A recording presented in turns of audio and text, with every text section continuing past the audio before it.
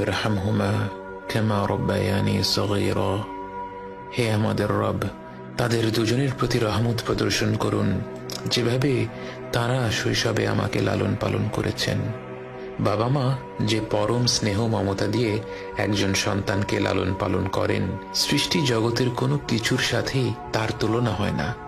এই মমতায় কোনো স্বার্থ নেই, নেই কোনো শর্ত।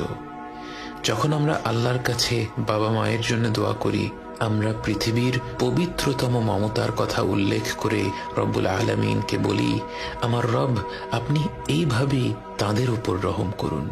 বাবা মায়ের জন্য এই দোয়াটি পবিত্র কোরআনের মাধ্যমে আল্লাহই আমাদের শিখিয়েছেন। অথচ আমরা যদি শুধু বলতাম রব্বিরহামহুমা, এটাও একটা সম্পূর্ণ দোয়া। এর অর্থ, হে রব, আপনি তাদের দুজনের উপর রহম করুন। কিন্তু আল্লাহ আমাদের শিখিয়েছেন রব্বিরহামহুমা কামা রব্বায়ানি সগীরা। শৈশবে তারা কতটা স্নেহ মমতা ভরে আমাদের লালন পালন করেছেন এ কথা উল্লেখ করতে গিয়ে আমাদের মনে পড়ে যায় তাদের অজস্র আত্মত্যাগের কথা।